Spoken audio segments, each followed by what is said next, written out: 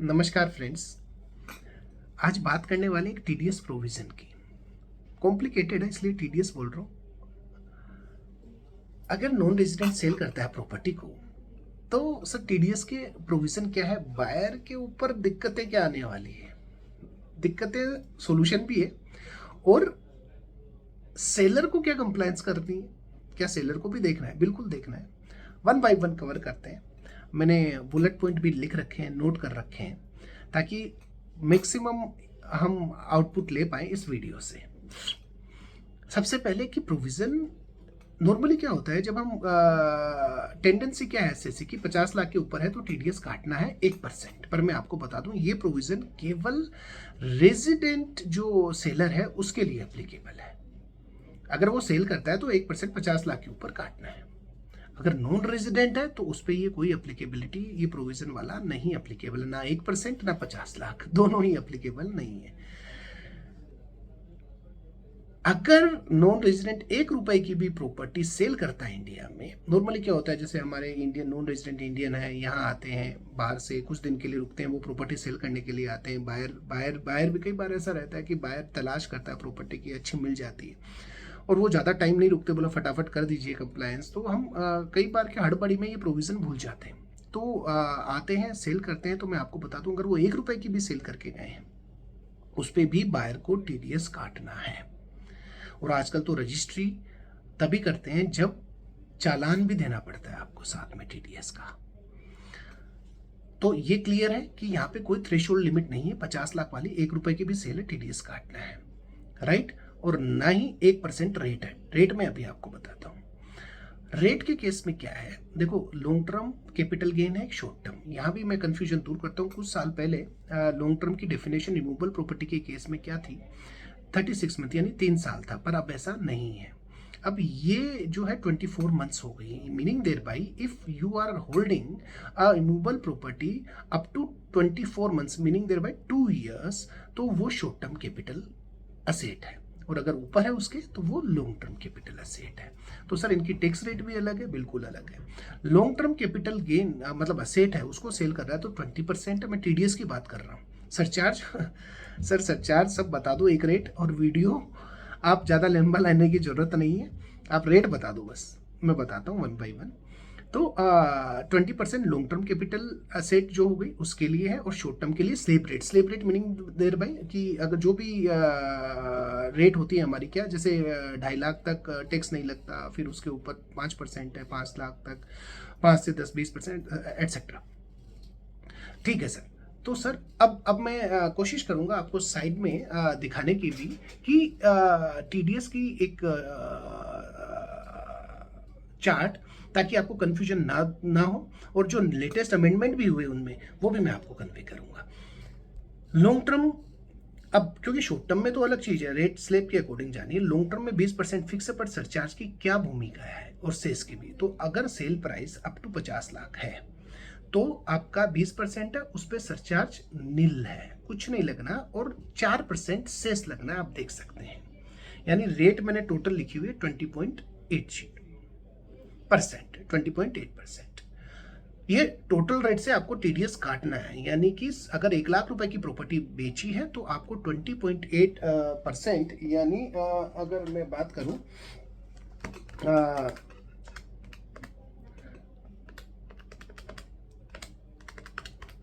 20,800, और पेमेंट, ये तो टीडीएस जमा कराना और पेमेंट कराना है, तो 20,800 मीनिंग देयर बाई 79,200 आपको सेलर को पे करना है, राइट।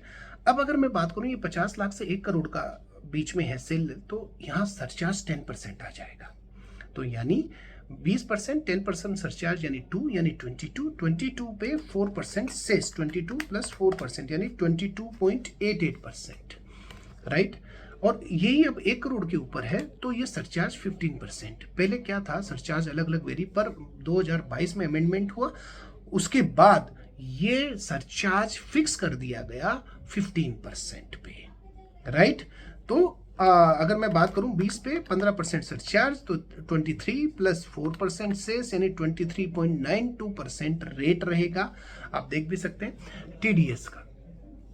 तो ये टैक्स रेट मैंने आपको बताया और ये टीडीएस काट के आपको पेमेंट करना है। बात आती है, मैंने बुलेट पॉइंट यहाँ पे नोट कर रखे हैं, वो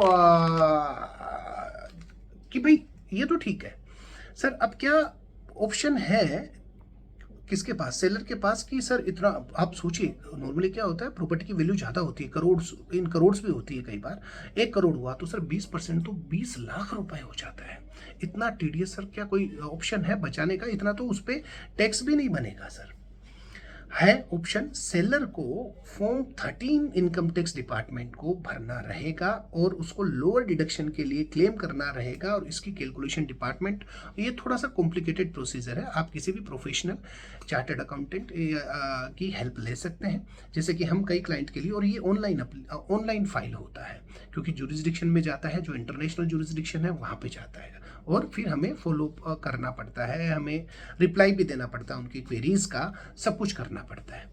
तो आप हेल्प जरूर लें, क्योंकि गलत एप्लीकेशन चलेगी तो रिजेक्ट भी हो सकती है, और क्योंकि टैक्स का ज़्यादा है तो यहाँ जरूरी है सावधानी से काम करना। तो फॉर्म 13 चाहता है लोअर रेट आप क्लेम करते हैं, तो नॉर्मली 3%, जैसे ज़्यादा केस में 3% मोस्टली, तो 3% आपको दे दे रादर देन 20.92 जो हाईएस्ट रेट है। तो एक थोड़ा, क्योंकि टैक्स लगता नहीं है, फिर आप रिफंड भी क्लेम कर, पर रिफंड आता है रिटर्न भरने का जब टाइम आता है अगले साल। सपोज करो आपने अप्रैल में आज प्रॉपर्टी सेल की, तो इसका 24 जुलाई के अंदर रिटर्न जाना है, उसके बाद रिफंड आएगा, तो बहुत लंबी टाइम है। इसलिए आप फॉर्म 13 भर के रिड्यूस रेट पे थोड़ा सा पीस के साथ में कम टीडीएस कटवा सकते हैं। नेक्स्ट आता है कि सर कंप्लायंस, मैंने देखा कि सेल अमाउंट, अगर दो सेलर हैं सर, तो क्या दोनों सेलर के लिए फॉर्म 13 भरना रहेगा? बिल्कुल भरना रहेगा। अच्छा, 2 बायर हुए तो अब मैं यहाँ पे एक प्रोसेस बताता हूँ कि अगर परचेज जिस जो कर रहा है उसकी कॉम्प्लिकेशन कंप्लायंस की ज़्यादा है, उसको नॉर्मल टीडीएस ऐसा नहीं है पेन पे पेन डाल के।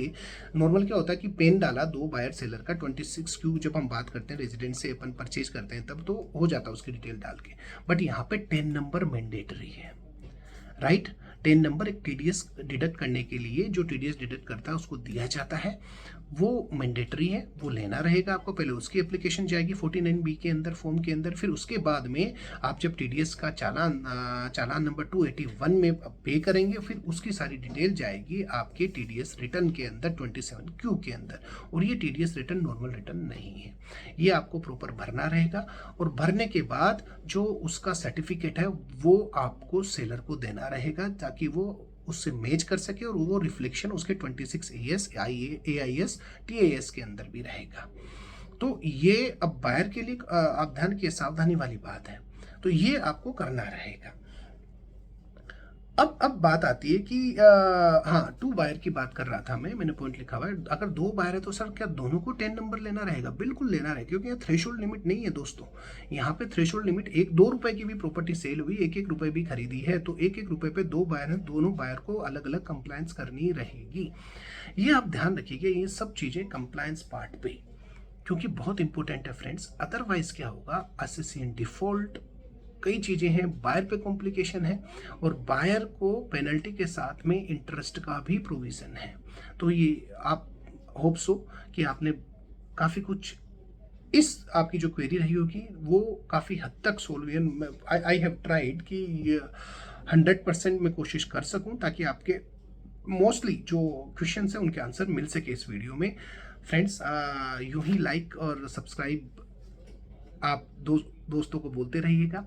अगर वीडियो अच्छा लगा हो तो thanks a lot from my side. आपकी कोई क्वेरीज है तो please drop me in chat box, comment box of this video, answer दूंगा। और कोई भी ऐसा मेरे को ऐसा लगा कोई लिंक है जो आपके लिए इंपॉर्टेंट रहेगा, उसका डिस्क्रिप्शन में मैं लिंक भी दूंगा। Thanks a lot from my side, thank you once again.